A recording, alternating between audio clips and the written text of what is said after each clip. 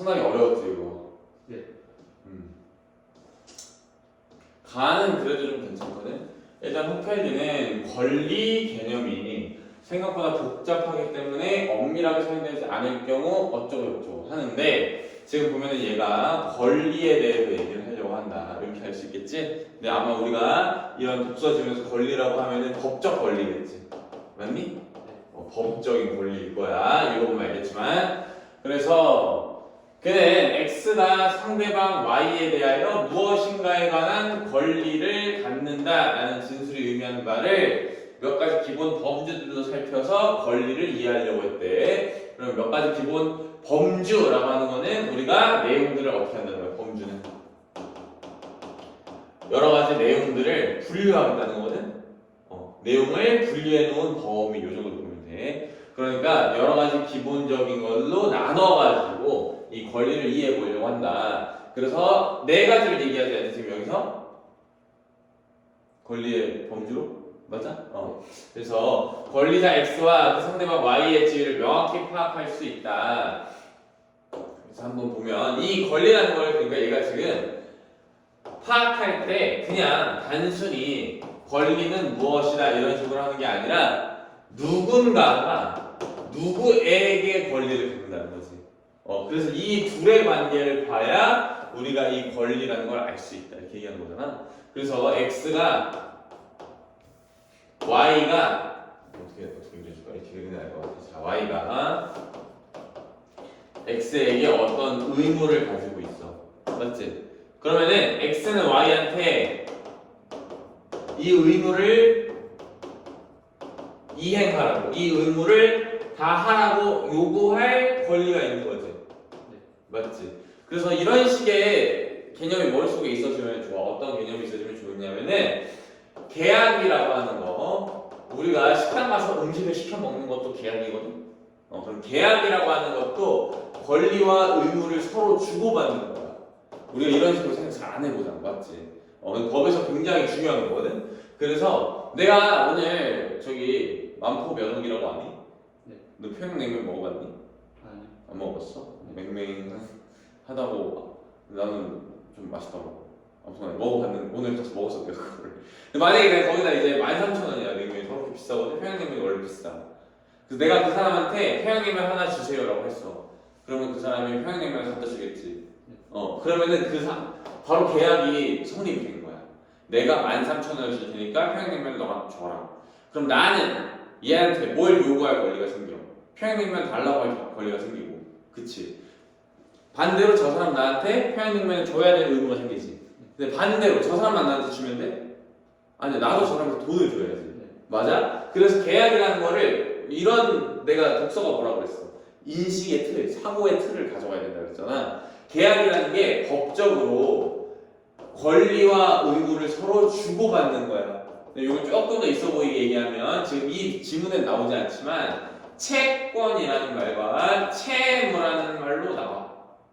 맞니? 채권과 채무. 그래서 이거는 단순히 돈만 의미하는 게 아니야. 채권과 채무는 돈만 이야기하는 게 아니라 서비스가 됐든 물건이 됐든 내가 저 사람한테 권리를 가지고 있으면 채권인 거고, 내가 저 사람한테 뭔가 해야 될 의무가 있으면 채무라고 하는 거거든. 그래서 계약이라는 게 이렇게 채권과 채무를 주고받는 거다라는 게 있으면 요거는 조금 이해하기가 쉽겠지. 맞지? Y가 X한테 의무가 있다면 얘는 Y한테 이걸 하라고 얘기할 권리가 있다. 이렇게 얘기할 수 있다는 거지. 그래서 그게 뭐라는 거야? 청구권이라는 거야. 그러니까 청구권이라는 걸 설명할 때 이렇게 설명할 수 있는 거야. Y가 X한테 뭔가를 해야 될 의무가 있을 때 X는 Y한테 어떤 권리를 갖는데 얘를 우리는 뭐라고 하겠다? 청구권이라고 하겠다. 자, 그 다음 문단을 읽어볼게.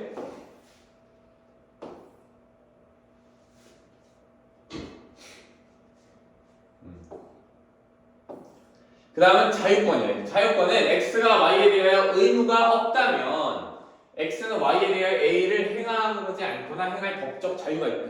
그러니까 너가 뭐라고 해야 되지? 재밌는 예시를 드리기가 좀 어렵다. 근데 아무튼 간에 네가 편의점에서 맘대로 돈을 사가지고 라면을 먹든 말든 네 자유지. 권리가 의무가 아니지. 그럼 의무가 없을 때 자유가 있다고 얘기할 수 있는 거지. 그게 자유권이라는 거야. 그런데 중요한 거는 이 말 자체를 이해하는 것보다 이런 걸 이해하는 게 중요해. 청구권은 의무가 누가? 왜였어? 왜였어? 내신? 누구랑 하지? 너 원장님이랑? 8시부터. 그럼 되겠구나.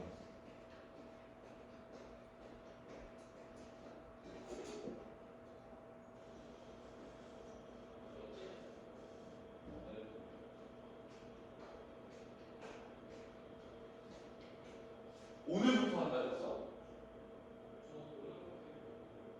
오늘부터 알았어? 알겠어.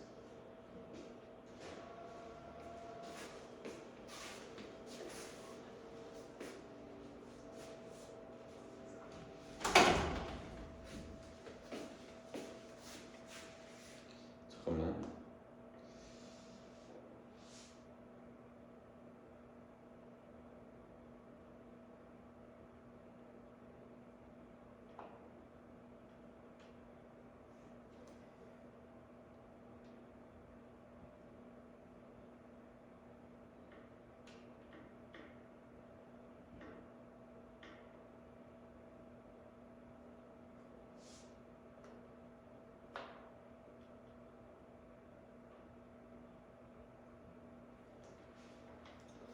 자, 어떻게 됐냐? 요거를 이해하는 게 중요해.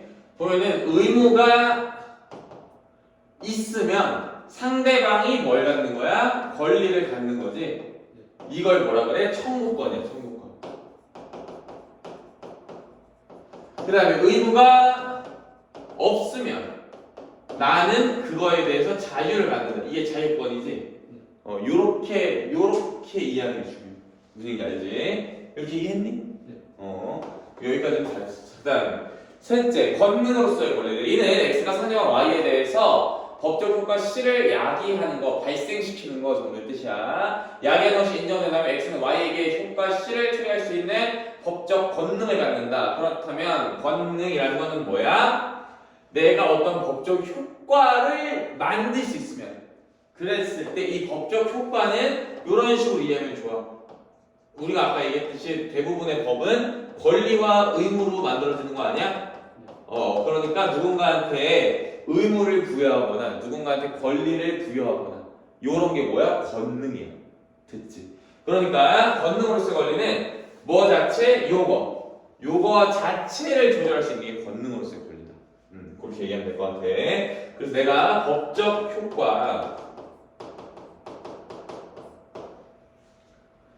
효과를 만들어낼 수 있으면 권능으로서의 권리가 있는 것이다. 이렇게 얘기할 수 있겠지. 자, 그 다음에 보면 여기 이렇게 잘 설명돼 있어. 뭐라고 설명돼 있어? 법률 관계. 여기 보면 이 법률 관계도 뭐라고 이해하면 쉬워? 권리와 의무라고 이해하면 쉽겠지. 이걸 창출하거나 변경 또는 소멸시킬 수 있는 힘을 가리킨다. 가령 소송할 권리 등이 여기에 해당한다. 이때 권능을 행사하는 자의 상대방은 권능을 가진 자의 처분 아래에 놓인 상태에 있다. 그렇겠지? 내가 누구한테 소송을 걸었어. 그러면은 상대방은 내가 이 소송을 계속 할 건지 말 건지에 따라서 자기가 소송을 당할 건지 말 건지를 정해지겠지. 자, 넷째, 면제권이다. 이는 X에게 C라는 효과를 야기할 법적 권능이 Y에게 없다면, 그러니까 이건 반대로 얘기하면 뭐야? 법적 효과를 만들 수 없으면 우리는 그걸 뭐라 그래? 면제권이라고 그래. 그럼 이건 다시 얘기하면 뭐야? 권능이 없으면 면제권. 근데 정확하게 얘기하면 상대방의 권능이 나한테 미치지 못하면 면제권 되는 거지. 그렇게 얘기하면 될 것 같아. 이렇게 두 가지로 이해하면 되겠다. 나 설명하기 전에 잠깐만 좀 신경 쓰고.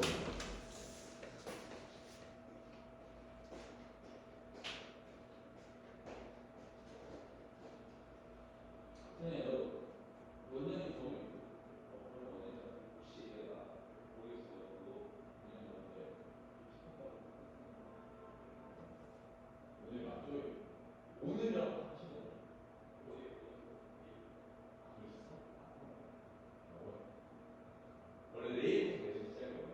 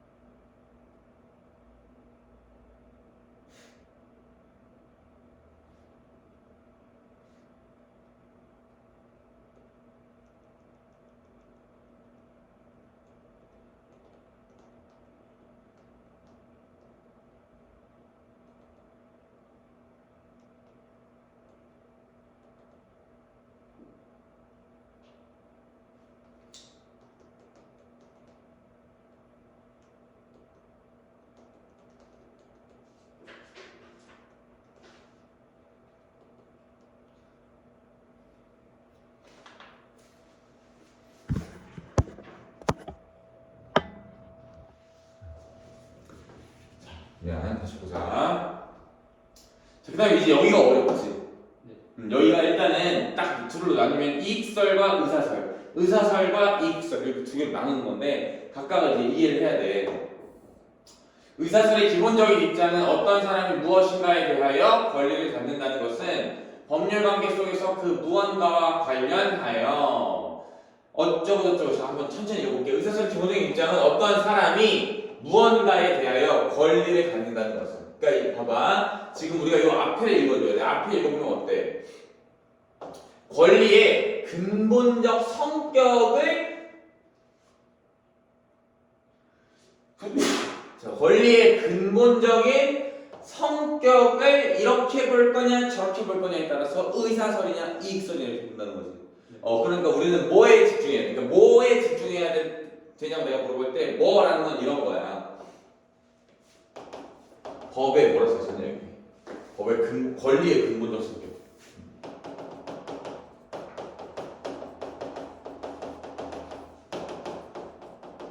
이렇게 있을 때 의사설, 이익설 이렇게 나간다는 거지.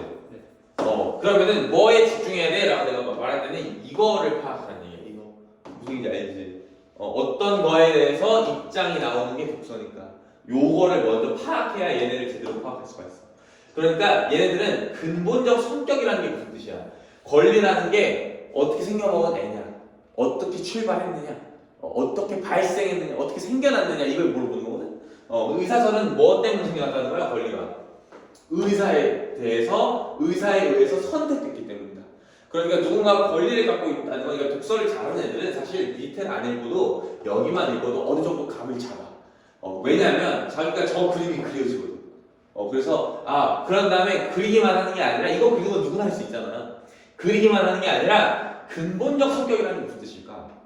권리의 근본적 성격이. 그럼 얘네들은 각각 뭐에 대해서 얘기하고 싶은 걸까? 근본적 성격? 근본이라는 건 원래 어떻게 있었는지를 얘기하는 건데 본질을 얘기하는 거잖아. 그럼 권리가 어떻게 생겼는지를 좀 보려고 하겠구나.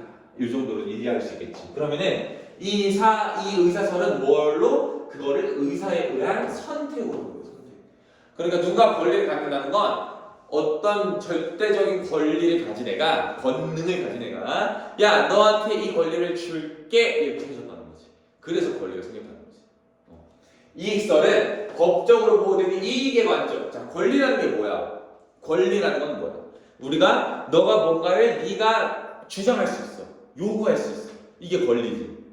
그럼 내가 뭔가 요구하려면 뭐가 있어야 돼? 내가 요구해야 하는 이유가 있어야 될 거 아니야. 그치? 요구하는 이유. 그게 뭐라는 거야? 나의 이익을 보호하기 위해서 내 권리를 요구한다는 거지. 그러니까 서로 되게 느낌이 다르지. 얘는 어때? 너 이 권리 줄게 이거고, 얘는 나는 이 나의 이익을 보호할 권리가 있으니까 이 권리는 내 이익을 보호하기 위해서 필요해. 이렇게 얘기하는 거지. 그래서 봐봐, 여기 좀 더 편하게 설명해주지. 이 두 입장은 권리란 무엇인가에 대해서 서로 의견을 다르게 한다. 자, 의사설의 기본적인 입장은 어떤 사람이 무엇인가에 대하여 권리를 갖는다는 것은 권리를 뭔가 어떤 사람이 갖는다는 것은 법률 관계 속에서 그 무언가와 관련하여 다른 사람의 의사보다 그 사람의 의사가 더 우월하대. 의사라는 건 뭐야? 의사. 닥터가 아니라 뭐야? 뜻이 뜻과 생각. 내가 이렇게 하고 싶어 저렇게 하고 싶어 난 이렇게 할 거야 라는 그 의사. 그 의사가 다른 사람들의 의사보다 더 우월하기 때문이래. 그치? 그래서 의사설의 집장 하트는 권리란 그것에 대응하는 의무가 존재한다고 보았다. 그는 의무의 이행 여부를 통제할 권능을 가진 권리자의 선택이. 자, 독서를 잘하려면 요거에 집중할 수 있어야 돼. 권능이라는 게 요렇게 이어질 수 있어야 돼. 그치? 맞아? 왜? 그러면은 너가 이렇게 생각하는 거야. 법률 관계라는 거는 권리와 의무가 있어. 근데 이 권리와 의무를 자기 마음대로 할 수 있는 걸 뭐라고 한다고? 권능이라고 한다고. 그러니까 여기 보면 이 권능이라는 게 그런 뜻으로 쓰였겠지. 맞니? 그래서 이 권능을 가진 권리자의 선택이 권리의 본질적 요소니까 권능을 가진 새끼가 나한테 권리를 줘야지만 내가 권리가 생긴 거야. 이게 누구의 입장이야? 의사설의 입장이야. 그래서 의사설은 타인의 여기 보면 여기도 한번 볼게. 의무의 이행 여부를 권리란 그것에 대한 의무가 존재한다. 그러니까 이건 뭐냐면은 어떤 권능을 가진 애가 누구한테 의무를 주면 그 의무를 요구할 수 있는 애한테 권리가 생기는 거지. 맞아? 왜냐면 의무와 권리는 항상 같이 다니니까. 권리를 직접적으로 줄 수도 있지만 뭔 소리인지 알겠어? 이런 거야. 지금 예를 들어보면 저기 북쪽에 누가 계셔? 김정은 씨가 됐지? 맞니? 얘가 공산주의 사회는 뭐야? 너 커서 뭐가 되고 싶니? 이런 거 안 물어봐. 뭐 물어봐? 너 저기서 일해 이렇게 얘기한다고. 맞지? 그럼 정은이가 야 너 아우지로 가 이렇게 얘기해. 그럼 아우지가 그냥 얘가 혼자 가는 게 아니라 여기 관리자가 있을 거 아니야. 그치? 아니면 북조선 아우지 협회 이딴 게 있어. 그치? 그러면은 얘를 끌고 올 수 있는 권리가 누구한테 생기는 거야? 얘한테 생기는 거야. 그럼 얘는 권리만 준 게 아니라 의무는 준 거고, 의무만 준 게 아니라 권리만 준 거지. 그 군대도 마찬가지고, 맞지?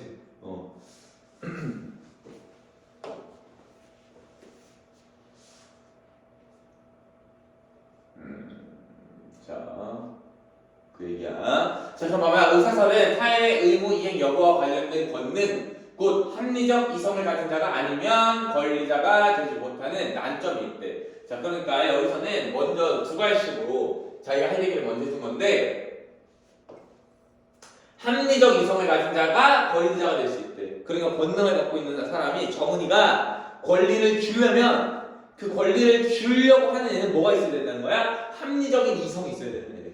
왜 그러냐고 들어볼게. 사람이 동물보호 의무를 갖는다고 하더라도 동물이 권리를 갖는다고 보기는 어렵다. 왜냐하면 동물이 이성적 존재가 아니기 때문이다. 자, 그럼 봐봐. 이런 식이 되는 거야. 얘네들은 뭐 어떻게 보는 거야? 권리랑 의무가 따로 왔다 갔다가 아니라 서로 연결되어 있다고 보는 거지. 그러니까 우리가 동물을 보호해야 되는 의무를 누구한테 준다라는 거가 있어. 만약에 의무를 준다 그러면 권리는 자연스럽게 누구한테 가는 거야? 강아지, 댕댕이들한테 가는 거 아니야? 맞지? 댕댕이들한테 가는데 댕댕이들은 얘네한테 이 의무를 요구할 수 있어? 없어?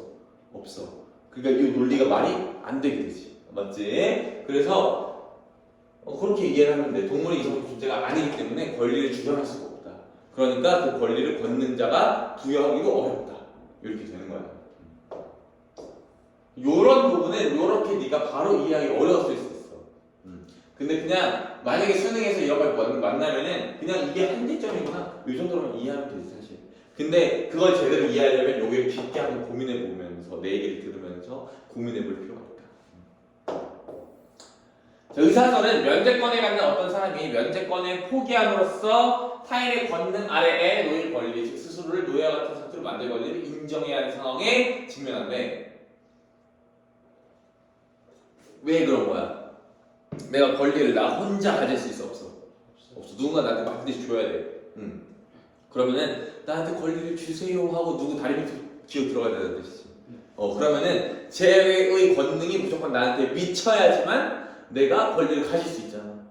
그러니까 누군가의 권능 아래에 자발적으로 들어가야지만 이거 내 권리를 받을 수 있지. 그래서 면제권을 포기해야 된다는 얘기가 그 얘기지. 그래서 의사설, 이익설은 너가 이해가 좀 괜찮지 않았니? 네. 의사설이 어려웠을 거야. 왜 어려워? 이렇게 써있잖아.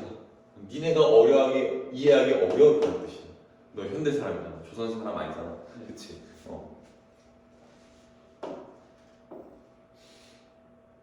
자, 이익설은 간단하게 볼게. 어떤 이익을 얻는 자는 권리를 갖는다. 타인이 뭔가 해줌으로써 이익을 얻는 자는 권리를 갖는다.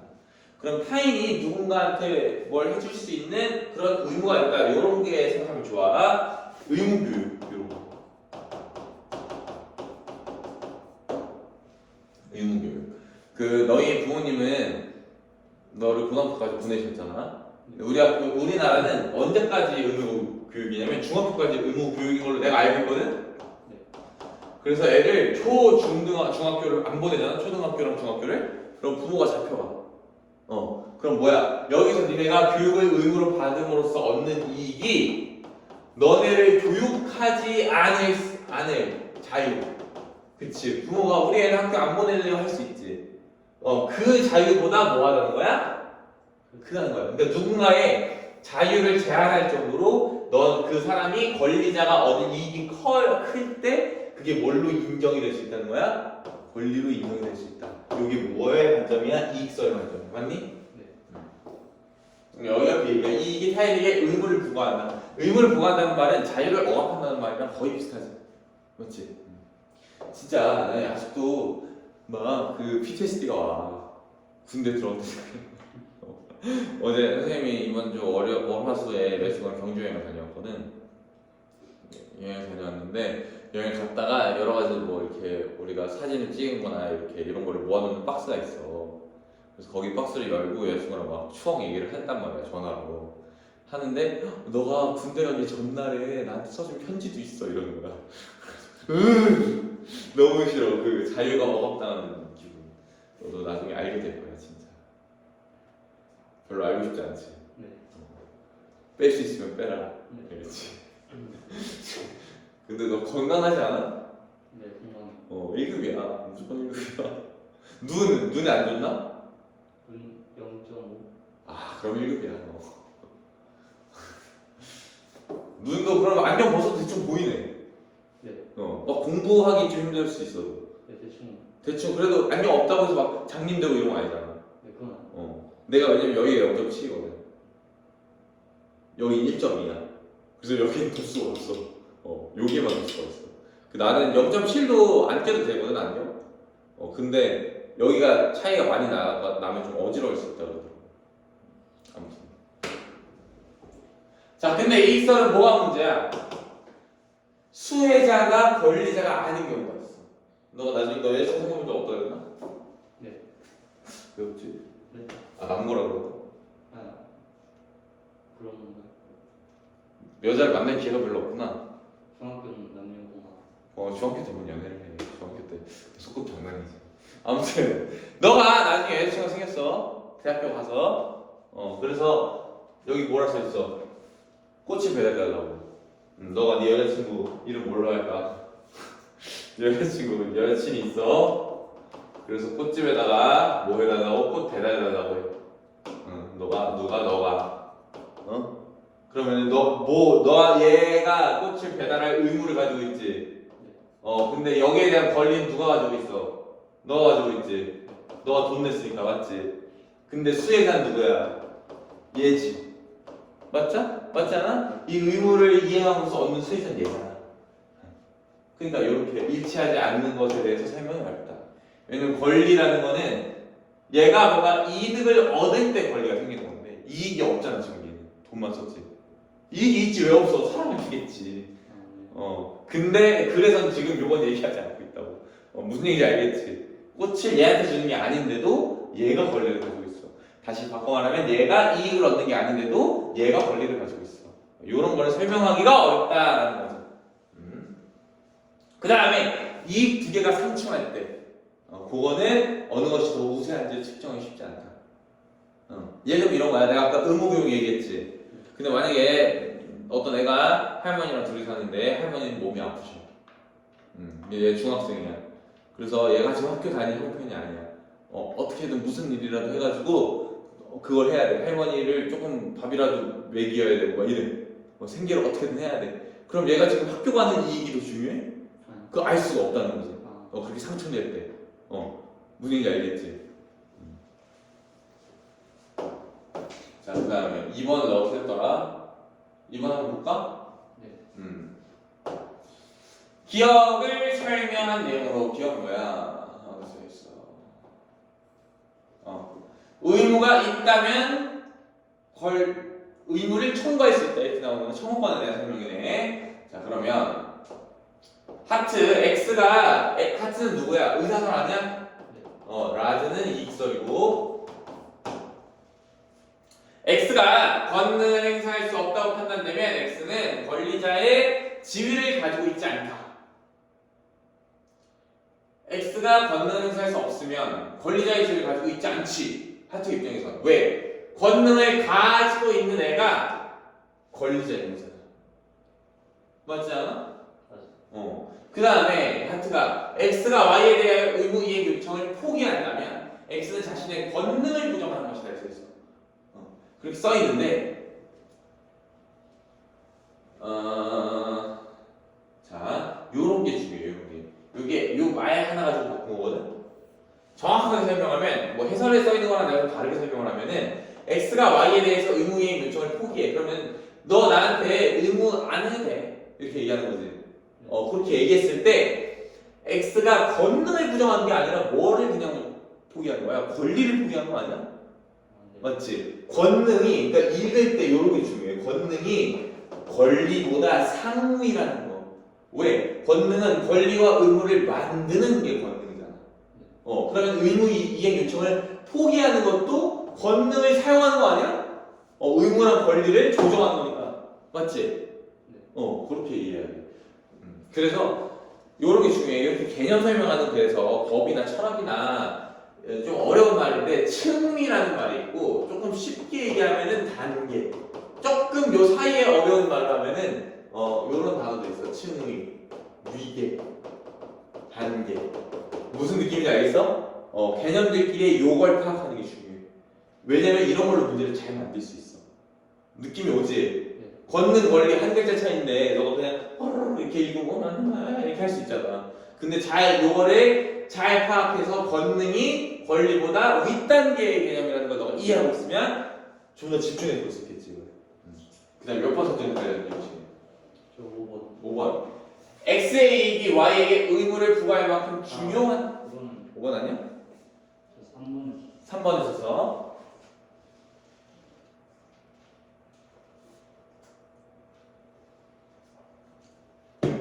자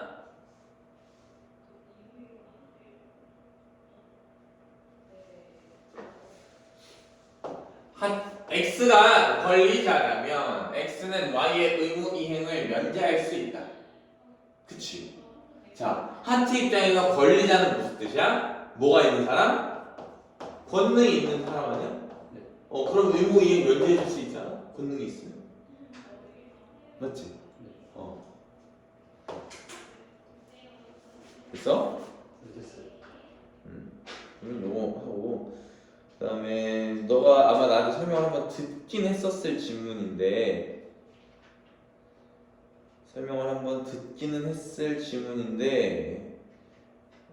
초록책 한번 풀자. 초록책 독서 178쪽.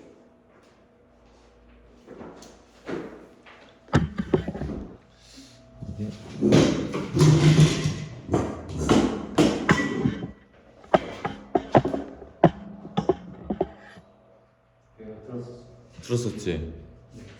근데 너 다시 들어도 되지 않겠냐? 네, 다시. 그치? 워낙 어려워서. 이거 왜 확대가 안 되지?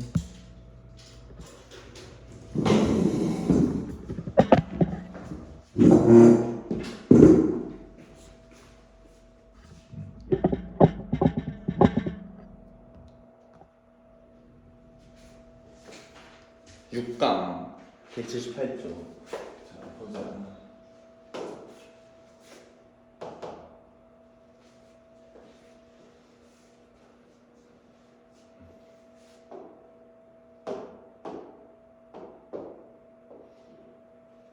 너 한번 읽어봤으니까 좀 낫긴 할 거야. 네. 그래도 어렵거든. 경제 질문은 기본적으로 개념이 좀 알고 있어야 돼. 개념을. 그래야지 이해가 되기 때문에.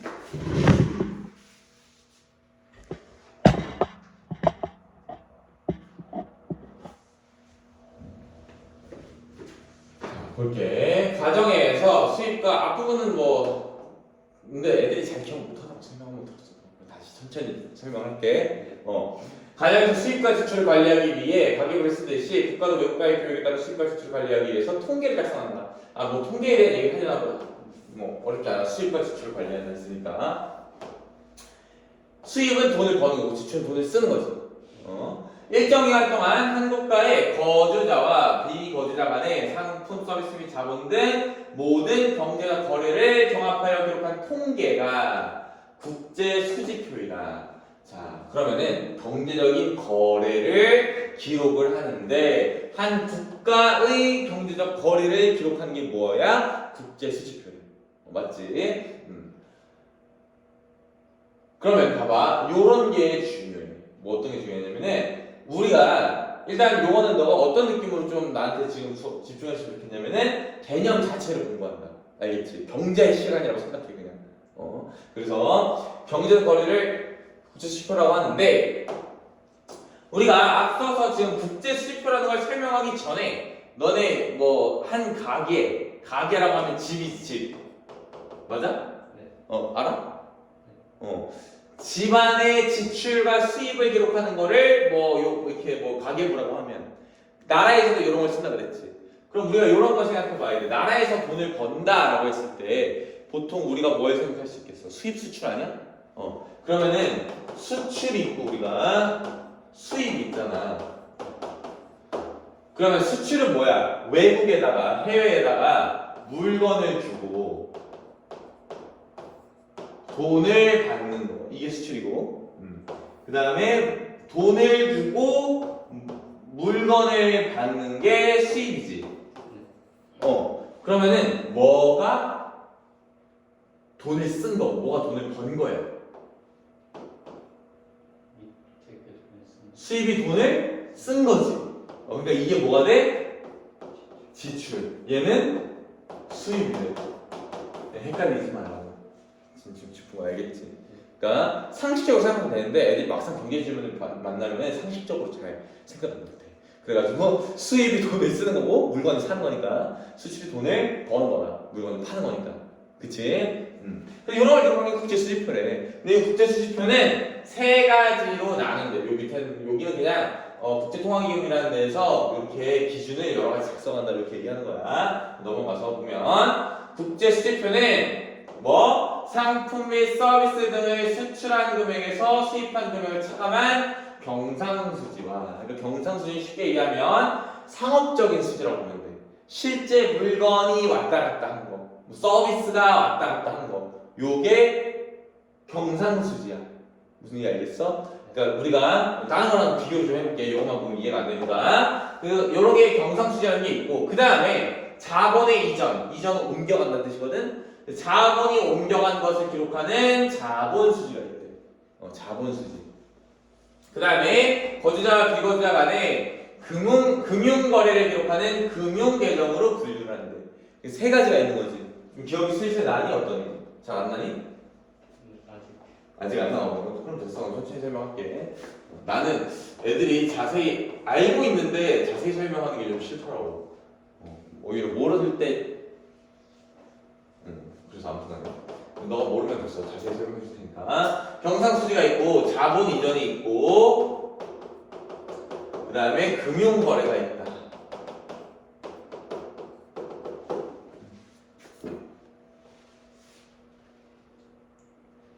이게 다 뭐다? 국제 수지표에 들어가는 애들이다. 얘는 뭐야? 상품과 서비스. 그러니까 예를 들면 우리가 미국에서 아이폰 사오고 삼성이 외국에다가 중국에다가 갤럭시 팔고 이런 거지. 자본 이런 거예요. 자본이란 개념을 좀 알아야 돼. 자본. 이게 어려워. 우리가 아마 뭐 이런 얘기 했을 거야. 화폐랑 통화량이 어떻게 다른지 기억나니? 기억 안 나니? 대공황 질문할 때 이런 얘기 했어. 화폐는 우리가 그냥 돈이지. 지폐든 뭐 동전이든 간에 그런 걸 우리가 화폐라고 하지. 네. 통화는 뭐라고 해? 통화는 화폐의 유통이에요. 유통. 그래서 시중에 돈이 얼마나 풀려 있는가가 통화야. 이런 개념을 했었어. 그런 것처럼 우리가 지금 뭘 하려고 하냐면 자본이랑 돈이랑 어떻게 다른지 설명하려고 하는 거야. 비슷한 건 알지 둘이. 근데 정확히 뭐가 다른지 알아 몰라. 잘 모르겠지. 돈이라는 건 우리가 돈 되는 거 뭐든지 다 돈이라고 할 수 있어. 사실 가장 좁게 잡으면 화폐가 돈이지. 조금 넓게 잡으면 뭐를 다 돈이라고 할 수 있어. 물건들도 다 돈 아니야? 팔면 돈 생기는 거 아니야? 그치? 그럼 자본은 돈이랑 어떻게 다른 거냐면 돈이 더 큰 개념이거든. 자본은 생산에 쓰이는 돈들이 다 자본이야. 예를 들면 돈은 그냥 쉽게 얘기하면 화폐가 돈인 거고. 그래. 그치? 뭐 이렇게 달러 이렇게 있어. 요런 게 돈인 거고.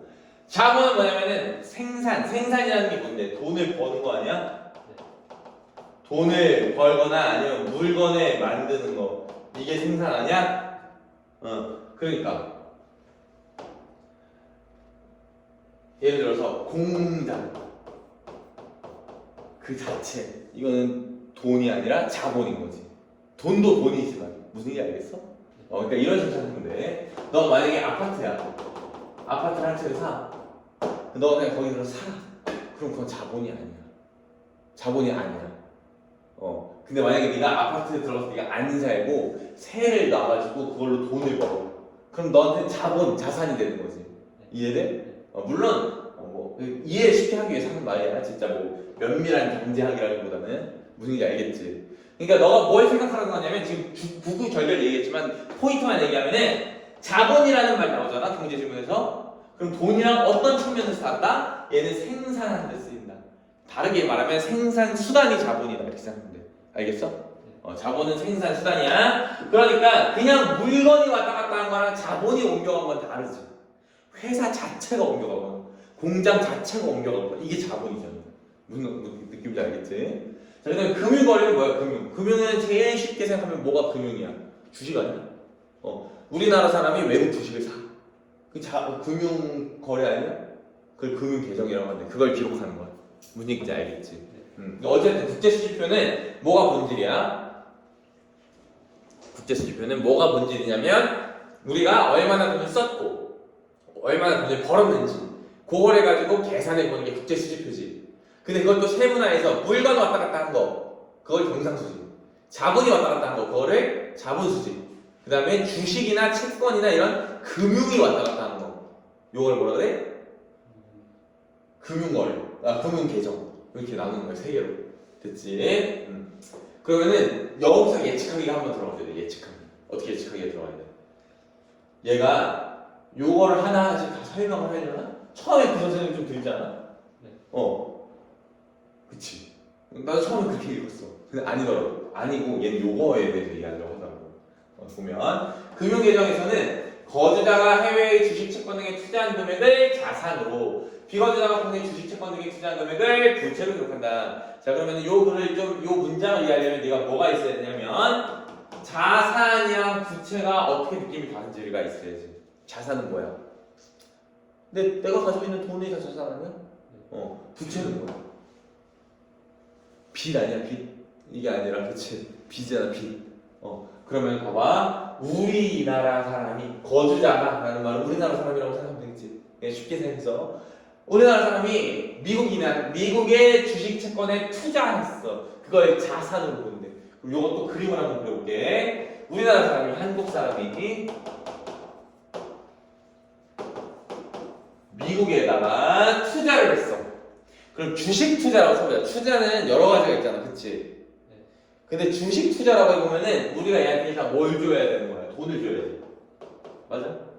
그 다음에 얘가 우리한테 뭘 줘? 주식을 주지. 이게 우리나라 사람이 미국에다가 투자한 거 아니야? 이렇게 되지. 우리나라가 미국 사람한테 투자를 한 거야. 그런데 이거를 뭘로 보는데? 지금 그래서 봐봐, 한번 읽어봐.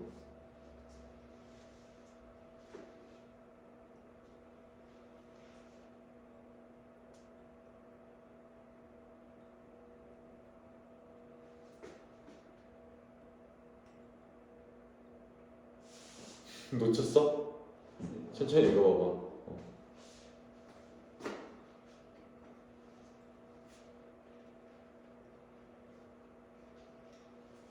자산. 그치, 이걸 자산이라고. 그럼 이거는 우리가 돈을 많이 가지고 있는 걸로 본대. 우리가 얘한테 돈을 줬는데, 그치? 좀 이해가 안 되려 그래? 봐봐, 반대로 봐봐. 한국이 미국 애한테 주식을 주고 돈을 받았어. 이걸 뭘로 봐? 부채로 보는 거지. 요걸로 한번 이해를 해볼게. 우리가 삼성 주식을 팔았어. 그 얘는 돈을 받았어. 그럼 얘는 우리가 투자를 한 거야, 투자를 받은 거야? 투자를 받은 거지. 투자를 받으면 빚 아니야? 돌려줘야 되잖아. 그치. 무슨 얘기인지 알겠어? 그러니까 이 경제라는 건 참 복잡해서 경제 질문은 이걸 주식과 돈이 왔다 갔다 하는 걸로 볼 수 있지만 결국에 본질은 뭐야? 투자 아니야? 투자는 뭔데? 내가 투자 받으면 빚이야, 빚. 무슨 얘기인지 알겠지? 그러니까 이걸 부채로 보는 거야. 대신에 이건 어때? 우리가 얘네한테 돈을 빌려줄 거지, 쉽게 얘기하면. 너네 주식 가져와. 우리가 대신에 돈 빌려줄게, 이거지. 그게 자산이 되는 거지. 언젠가 이 돈을 돌려받을 수 있을 거라고 생각을 하면. 무슨 얘기인지 알겠어? 그렇게 자산은 부채로 보는데. 근데 봐봐. 지금 요걸 기록하는 게 뭐라 그랬어? 국제수지표에 있는 정상수지, 자본수지, 금융계정 중에 요건 뭐야? 이걸 기록하는 거는 금융계정인데. 근데 금융계정은 결국에는 국제수지표 중에 하나지. 그러면은 뭐가 중요해? 우리가 번 돈 빼기 쓴 돈이 중요한 거 아니야? 우리의 자산 빼기 부채가 중요한 거 아니야? 요거 기록하고 요거 기록하고 그거 기록합니다. 이 문장이야. 근데 그거를 이제 이해하기가 어렵지. 금융계정의 자산 항목에는 자산으로 부채를 기록해. 여기까지 이해했어? 금융계정의 자산 항목에는 자산의 증가액에서 감소액을 차감한 순자산 증가액을 자, 봐봐. 지금 국제수지표가 1년 동안 쓴 거라고 그러지 않았어? 1년 동안 쓴 거라고 그랬어. 그러면은 1년 동안 쓴 거를 쭉 볼 때, 우리가 연말 시점에서 보니까 1년 동안 이만큼 썼네. 요걸 기록해야 될 거 아니야. 그럼 순자산 증가액이 있는 거야.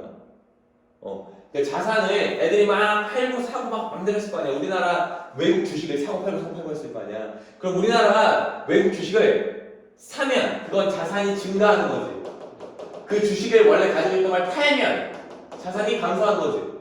그래서 순자산 증가액, 자산의 증가액과 자산의 감소액을 플러스 마이너스 다 해가지고 만들어주는 게 순자산 증가액이야. 맞니? 그 다음에 여기는 마찬가지로 부채지. 우리가 그거는 투자를 더 많이 받았어. 그럼 부채가 늘고 투자 받았던 걸 다시 얘네한테 돌려줬어. 그럼 부채가 감소한 거지. 요거를 더하고 빼고 하면은 뭐가 되는 거야? 순 부채 증가액이 되지. 맞아? 증가액이 무슨 뜻이야? 증가하고 감소하는 액수의 뜻이지. 순자산 증가액, 순부채 증가액 이렇게 나오는 거야. 그 다음에 뭐에서 뭐를 빼야지 이제 우리가 가지고 있는 총 자산이 나와? 여기를 여기에서 얘를 빼줘야 우리가 총 자산이 플러스인지 마이너스인지 나오지. 그걸 뭐라고 하는 거야? 금융계정 순자산으로. 됐어? 금융계정 순자산. 그러니까 여기에는 뭐가 기록되는 거야? 금융계정 순자산이 기록되는 거지. 맞아? 어렵지? 네. 이해됐지? 네, 이해됐어요. 이해됐어. 이거 넘어가도 될 것 같아. 이 문단 넘어가고 나중에 가지고 이거 하다 보니까 더 애들 헷갈려서 이거 해보자.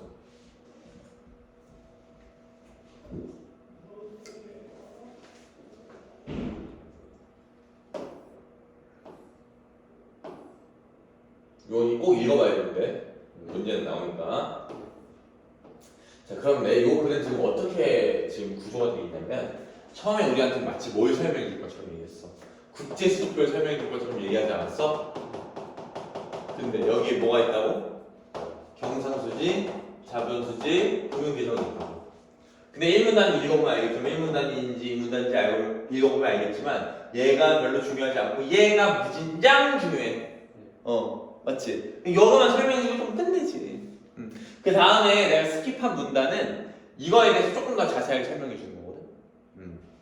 근데 얘는 여기서 끝난 게 아니라 이 금융계정을 다른 애랑 또 비교를 해. 그런 구조로 되어 있어 지금 글이. 그래서 요 비교하려고 하는 게 뭐냐면 이 금융계정을 비교하려고 하는 게 뭐냐면 국제투자계정.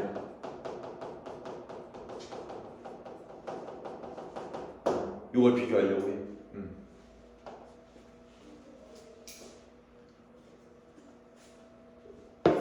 그 다음에 여기 한번 맞아 읽어볼게. 그러면 요 틀을 네가 가지고 있으면서 한 국가가 1년 동안 비거주자와 거래를 하고 나면, 그러니까 우리나라 안에 살고 있지 않은 사람과 거래를 하고 나면 국내 거주자들이 보유하고 있는 외환 규모의 변동이 있기 마련이다. 이 문장은 이해하는 건 조금 어려워. 왜 여기도 어떤 상식이 좀 필요해. 무슨 상식? 우리가 미국에서 물건을 사려면 미국에 있는 물건을 수입해 오려면 뭘로 돈을 내야 돼? 달러로 내야 돼. 맞지? 요런 개념이 좀 있어줘야 돼.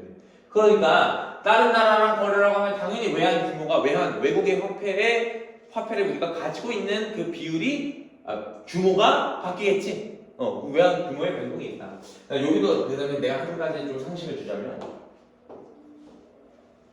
우리나라가 미국한테 물건을 살 때는 얘한테 뭘 줘야 돼? 달러를 줘야 되지. 그럼 외환이 빠지는 거지. 그다음에 미국은 우리나라한테 물건 사려면 어떻게 되겠어? 뭘로 주겠어? 원화로 주겠지. 근데 봐봐, 이거는 그러니까 우리가 지금 수입을 한 거지. 이거 수출한 거고. 근데 우리가 보통 이렇게 설명해. 수입을 하면 외환이 감소하고 수출하면 외환이 늘어난다. 왜 그런 걸까? 원화를 갖는데 원화는 어디서밖에 못 만들어? 미국이 원화 만들 수 있어 없어? 없지. 얘네가 처음에 원화로 주려고 해도 얘네가 원화를 만약에 이만큼 가지고 있었어.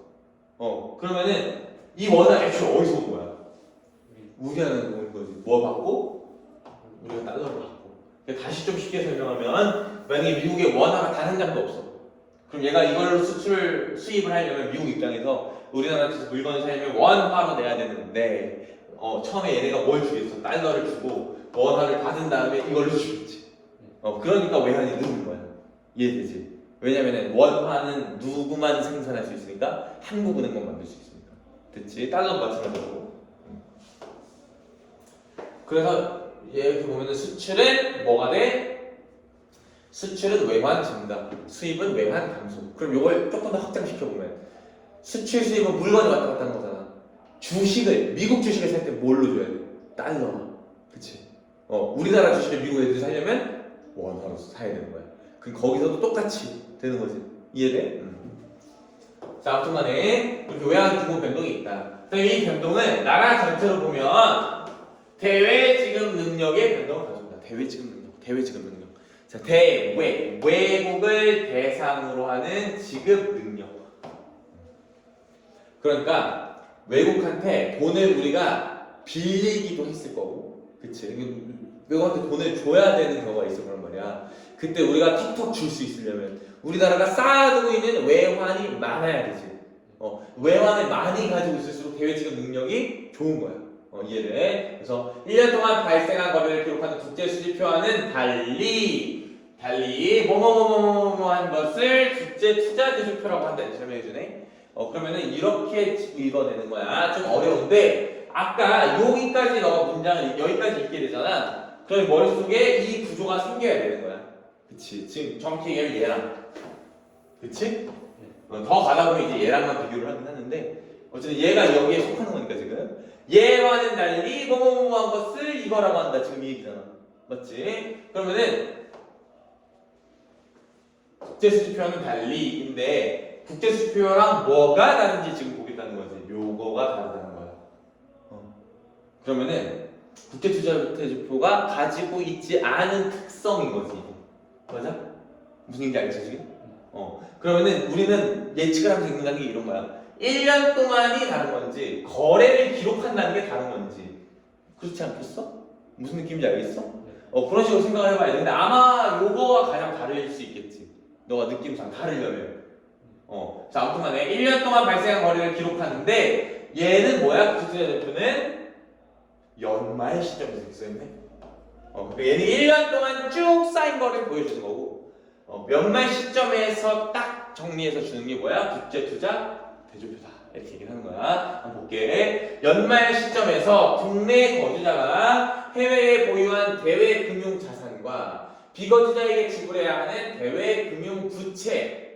이건 지금 우리가 이해했지? 네. 근데 금융 계정처럼 1년 동안 쭉 쌓여서 만들어진 순자산 증감액이랑 순부채 증감액이 아니라 연말 시점에서 우리가 딱 가지고 있는 그 자산과 금융 자산과 금융 부채 요거를 기록해 놓는 게 뭐야? 부채 투자 대조표야.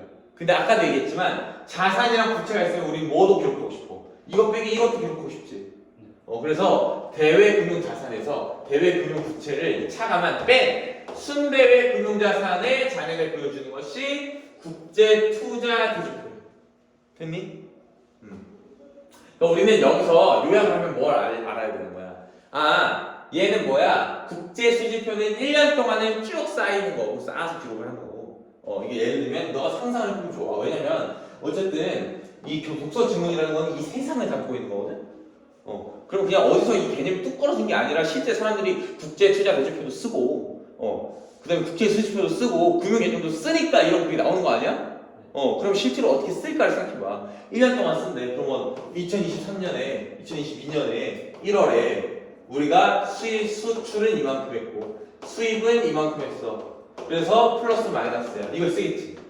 2월도 쓰겠지. 3월도 쓰겠지. 이걸 쭉 합친 게 뭐야? 국제수지표야. 근데 국제투자대조표는 이렇게 안 하고 2022년이라 치면 2022년 12월 달에 우리가 그냥 가지고 있는 자산이 이만큼이고 부채가 이만큼이고 여기서 이걸 뺐을 때 얼마고 이것만 딱 기억한다는 거지. 이렇게 보는 느낌이 다른 걸 알겠지. 이게 내가 말하는 상상하면서 읽으라는 거야.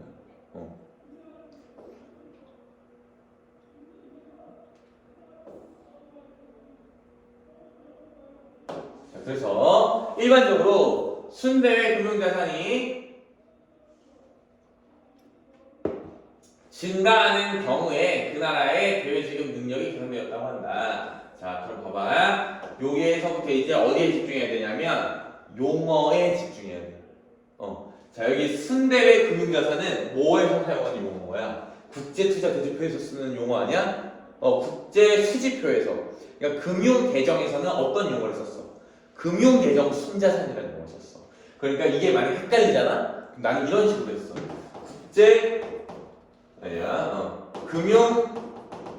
금융계정 순자산. 순대외 금융자산. 옆에 이 정도 써놓은 거야. 이 정도 쓰고 이 용어를 보면서 헷갈릴 때마다 보는 거야. 아, 이게 국제투자 대조표. 일정한 시점이나 연말. 여기는 1년. 이렇게 써놓는 거야. 그럼 안 헷갈리겠지. 무슨 느낌인지 알겠지? 그래서 순대금융 자산이 증가할 때는 그 나라의 대외지급 능력이 변했다. 그럼 사람들이 이게 증가했으면 그럼 얘가 증가했다는 거는 얘가 연초든 아니면 그 전해 연말이든 간에 원래 우리가 가지고 있었던 자산보다 더 늘었을 때 요거를 증가했을 때 대외지급 능력이 개선되었다고 하는구나. 그러니까 사람들은 대외지급 능력 개선을 주로 뭘 보고 국제투자대조표를 보고 판단을 하는구나. 이렇게 이해할 수 있겠지. 국제투자대조표에서는 대외금융자산 및 대외금융부채의 연초 잔액의 거래 요인과 비거래 요인에 따른 기간 중 증감을 조정하여 연말 잔액이 작성된다. 자, 국제투자대조표에서는 대외금융자산 및 대외금융부채, 그러니까 이것도 국제투자대조표의 지금 용어야. 요거의 연초 잔액에 뭔가 변동이 쭉쭉쭉 해서 중에 증감을 조정해서 연말 잔액이 작성된다. 그러니까 무슨 얘기냐면 연초에는 우리가 자산을 이만큼 가지고 있었어. 근데 여기에 플러스도 있고 마이너스도 있을 거 아니야. 요거 대충이 아니라 요거를 이제 계산을 해가지고 여기에는 뭐가 나와? 연말에 우리가 가지고 있는 자산이 나오는 거지. 요렇게 하는 거지. 무슨 소리인지 알겠어? 연말 자산, 연말 부채. 근데 여기에 우리는 뭘 지금 사용해? 어떤 요인을 사용해? 거래 요인과 비거래 요인이 있대. 그럼 거래 요인은 뭐겠어? 실제로 주식을 사고 팔고 했으니까 만들어지는 게 거래 요인이겠지. 그게 아니라 비거래 요인은 뭐야? 거래 안 했는데도 자산 부채가 왔다리 갔다리 하는 거야. 이런 게 비거래 요인이겠지. 됐니? 거래 요인은 매매 차익 등 실제 경제적 거래를 통해서 자산 부채 가치변을 발생한다. 그 다음에 비거래 요인은 뭐야? 경제적 거래는 없으나 자산이나 부채가 시장에서 평가되는 가치 변동이 발생한다. 그러니까 주식이 삼성전자가 떨어지고 오르고 쉽지 이해하기. 그러니까 실제로 누가 사고 팔고 안 해도 삼성전자 주식은 가만히 있지 않을 거 아니야. 그러면은 우리가 가지고 있는 자산도 이거에 영향을 받지 않겠어? 그치? 그게 비거래 요인에 영향을 받는 거야.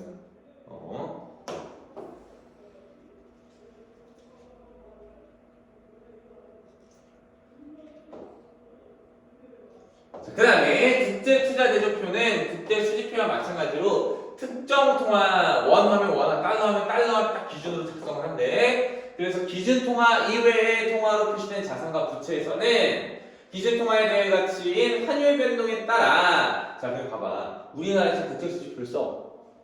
지금 이제 조금 힘들지? 여기까지 하면 돼. 자 우리가 국제 수지표를 쓸 때 우리나라 걸 쓰려고 하면 뭘로 쓰겠어? 통화를, 화폐를 원으로 쓰겠지. 아니면 달러로는 쓸 수 있겠지. 달러는 이 나라 저 나라 다 쓰니까. 하지만 엔화나 뭐 위안으로는 안 쓸 거란 말이야. 그치? 그러니까 특정 통화를 기준으로 작성한다는 얘기가 이런 얘기야. 우리가 중국 주식을 산 게 있어도 원화로 작성한다는 뜻이야. 실제로 중국 돈을 줬지만 그러다 보면 어떤 거에 영향을 받을 수밖에 없어. 환율에 영향을 받을 수밖에 없잖아. 그 얘기를 하면 돼. 됐어? 네. 맞아? 자 여기까지 와볼게. 미안해. 여기까지 와볼게. 자 보면 여기 유량통계, 저량통계 이렇게 얘기하거든. 그래서 이건 그냥 내가 설명을 해주면 무슨 얘기냐면 너가 이런 거야. 만약에 테슬라 주식을 샀어. 테슬라 주식 지금 얼마 정도 하더라? 좀 떨어졌어. 많이 떨어졌는데. 주식 10만 원이라 쳐. 달러라고 100 달러라고 쳐. 알겠어? 이게 너가 언제 산 거냐면 올해 1월에 샀어 만약에. 그러면은 국제 수지표에는 1월 달에 100달러를 주고 테슬라 주식을 샀다 이렇게 쓰는 거야. 근데 이런 걸 뭐라 그래? 유량 통계라 그래. 그러면은 뭔지 개념이 안 잡히지. 비교를 해봐야 개념이 잡히지. 뭐랑? 저량 통계랑 개념을 해봐야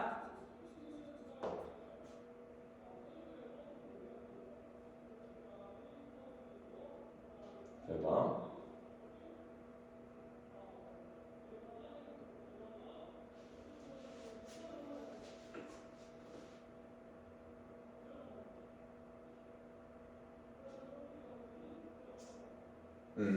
자, 봐봐.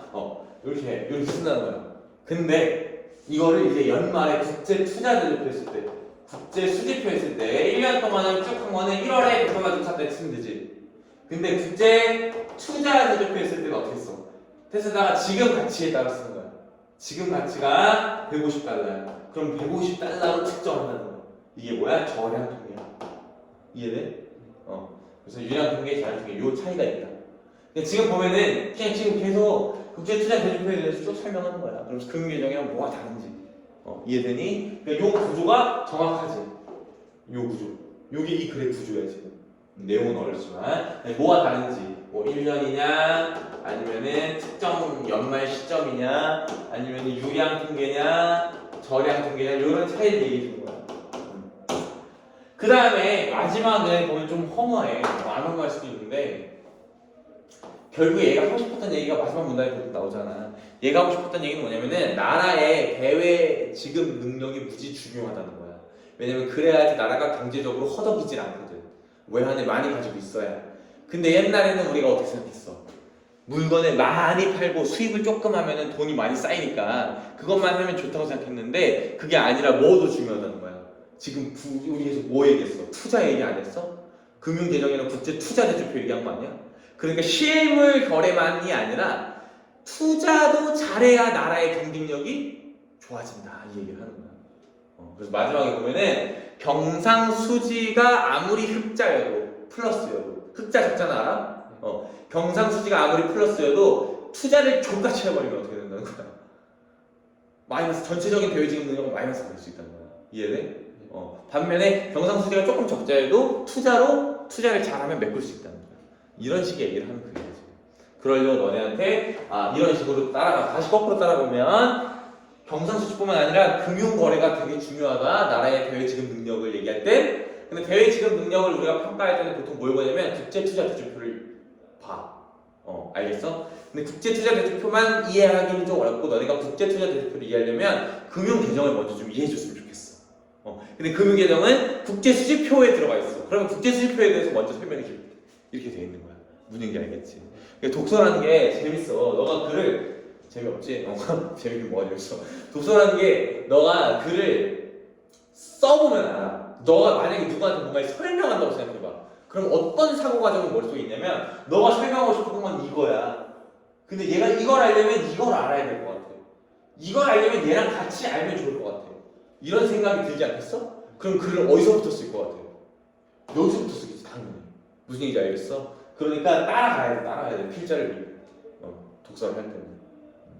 그러니까 이게 결국에는 경상수지만 중요한 게 아니라 대외 지금 능력을 볼 때는 투자도 중요하다는 얘기를 하고 싶은데, 그러려면 너네가 투자 대조표를 알았으면 좋겠고, 이걸 이해하려면 금융계정을 알았으면 좋겠고, 이걸 이해하려면 국제수지를 알았으면 좋겠어. 지금 이렇게 얘기하는 거지. 됐지? 쉬었다가 35분 정도부터 문학을 좀 봅시다.